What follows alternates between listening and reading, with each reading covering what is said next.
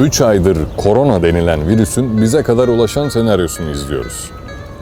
Aslında rakamlar çok yüksekmiş. Çin'de 1 milyon kişi ölmüş, İran perişanmış söylentiler arasında sonunda virüs bize de ulaştı. Gelin o halde bunu biraz detaylandıralım.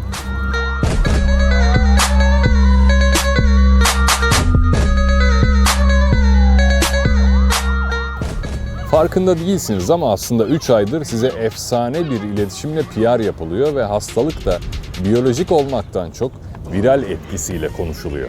Başarılı bir iletişimin olmazsa olmaz kaidelerinden biri konumlandırmadır. Yani şöyle açıklayayım.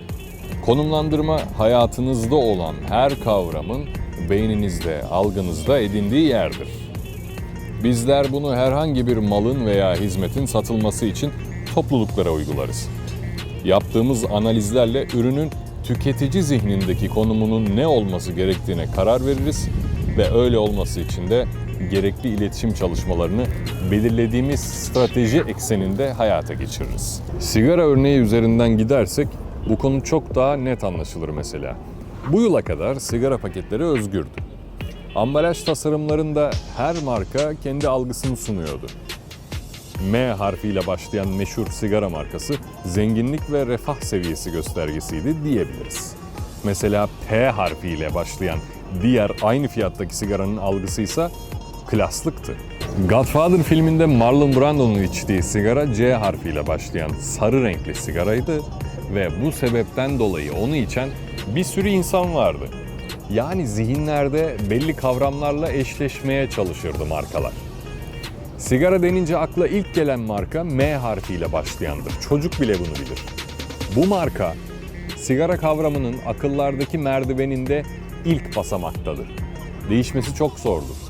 Çünkü uzun yıllar tek bir strateji üzerine iletişim yapmışlardır. Paketin üzerindeki renk seçimleri, kullanılan tipografi yani fontlar, grafik tasarımlar bu algıların oluşması için hizmet veriyordu. Şimdi tüm sigara ambalajları siyaha döndü. Markalar bu çalışmadan mahrum kaldı ve birçok insan sırf bu sebepten dolayı sigarayı bıraktı ya da içtiği sigara hoşuna gitmemeye başladı, rahatsız oldu. Neden biliyor musunuz? Çünkü algılarındaki eşleşme gerçekleşemiyor. İnsanlar satın aldıkları malların çoğunu bu konumlandırma için alırlar. Dolayısıyla eşleşme gerçekleşemedi ve kavram boşluğa düştü. Bu durum bilseniz bile karşı konulamaz bir sonuçla zihninize baskı yapar. İşte koronada yaşatılan tam olarak da buydu.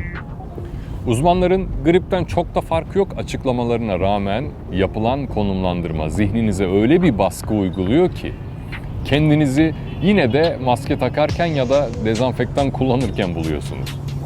Bugüne kadar koronadan ölen sayısı 4000 civarı. Bu öyle büyük bir rakam falan değil. Sadece 2015'te 1,3 milyon insan ishalden ölmüş. 5 yaşından önce her yıl 500 bin civarında çocuk ishalden hayatını kaybediyor.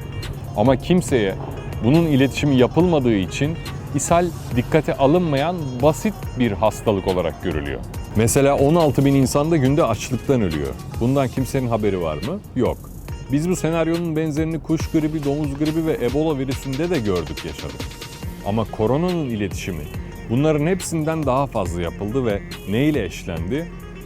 Maskeyle, karantina kıyafetleriyle. Şu an kontrol altına alınmış sadece bir vaka olmasına rağmen 11 Mart sabahına uyanan vatandaşlarımız öyle bir hisse kapıldı ki her gün bindikleri metrobüs o gün koronanın evi olmuştu. Her yer bakteri doluydu ve pisti. Maskeler takılmaya başlanmıştı. Oysa uzmanlar maskenin hiçbir işe yaramayacağını söylemişti. Yani şu maskeyle metrobüse bindiğinde kenarlardan soluduğun hava metrobüsün dışından mı geliyor? Bu kadar saçma. Bu maske ancak senden dışarıyı bir ölçüde belki koruyabilir. Açıklamalar yapılıp yayınlanmaya başladı. Koronadan nasıl korunuruz? Cevap, ellerinizi sık sık yıkayarak. Yani her gün yapman gereken hareketi söylüyordu aslında ama öyle büyütüldü ki sanki bulunmaz bir panzehir bulundu da açıklanıyor. Ama karşı koyamıyorsunuz işte. Çünkü algı denilen güç böyle bir şey. Size ertesi gün sürekli yaşadığınız tüm şehri pislik içinde hissettirebilir. Maske aldırır size, dezenfektan kullandırır. Otobüste tutacakları eldivenle tutturur. Yarın öbür gün aşısı çıkar, vurulursunuz. Farklı bir önleyici çıkar, alırsınız, alacaksınız. Abdullah Çiftçi Hoca'nın iddiası insanlara bu sebeple biyolojik çip takacakları yönünde. Çok mu ütopik? Belki şimdilik ama mümkün. Bunu şu an bilemiyoruz. Yani değerli kardeşlerim, bu virüsün viral etkisi, biyolojik etkisinin milyonlarca kat büyüklüğünde. Sadece şununla 3 ayda gerçekleşen olaylara bakın. Çin'in ihracatı durma noktasına geldi. İnsanlar evlerine hapsedildi. Turizm çok büyük bir kırılma yaşayacak. Medikal ürünler sektörü patlama halinde. 5 liralık maske 50 lira oldu. İnsanlar marketleri yine talan etti. Makarna depoladı. Be hey kardeşim, o duruma gelsek aldığın 5 paket makarna mı seni kurtaracak? Zaten bitmiş oluruz öyle bir durumda. Sen evinde makarna mı pişireceksin? Vesselam, teknoloji çağı viral bir virüsle deneniyor. Tüm dünyanın teknoloji ve iletişimle kontrol edilebileceği tezi gerçekleşiyor. Önleminizi alın ama kendinizi de fazla kaptırmayın. İnsanın eceli, öleceği yaşı, kaderi mutlaktır, değişmez. O zaman hepiniz bu aleme hoş geldiniz.